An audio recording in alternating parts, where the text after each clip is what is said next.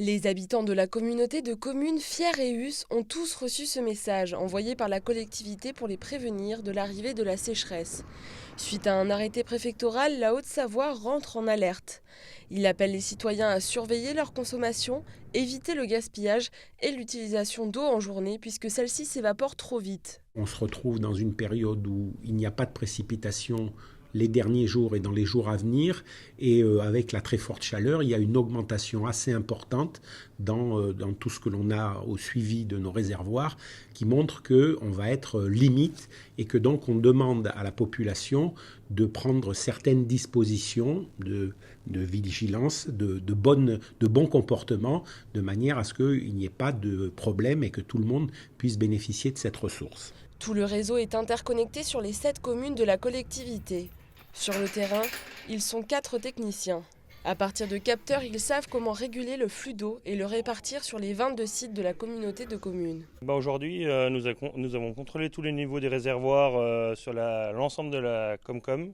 Et là, nous venons d'ouvrir le réservoir de Bonas pour réalimenter une partie de la commune de La Banne. Nous sommes obligés de travailler 7 jours sur 7, 24 heures sur 24 avec une télégestion qui se trouve sur nos ordinateurs dans les bureaux, plus sur nos domiciles quand on est en astreinte, afin dès qu'il y a une alarme qui nous est déclenchée, de pouvoir partir, ouvrir une vanne, soit dans un réservoir ou au milieu des routes pour ouvrir les bouclages. Si on ne serait pas sur le terrain pour ouvrir les vannes ou contrôler les réservoirs, tout doucement on manquerait de l'eau au niveau de nos robinets à domicile. Quelques kilomètres plus loin, à Cercier, Aurélien se prépare aux fortes chaleurs et aux orages. Sur ses 35 hectares, il produit 2500 tonnes de pommes et de poires par an. Grâce à un bassin, il est autonome en eau et peut irriguer ses terres.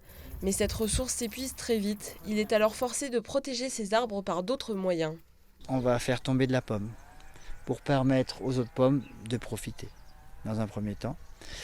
Et dans un deuxième temps, on va essayer de protéger les arbres comme avec une crème solaire, avec de l'argile ou du talc, pour éviter d'avoir des coups de soleil sur les fruits ou d'avoir des brûlures sur feuilles. Pourquoi on fait ça? Parce que l'arbre il respire avec les feuilles. Donc si la feuille est brûlée, la pomme ne grossira pas et l'arbre va être en danger. La période de sécheresse devrait durer jusqu'à la semaine prochaine. Les principaux cours d'eau du département et les nappes phréatiques arrivent encore à approvisionner les entreprises, collectivités et particuliers pour le moment.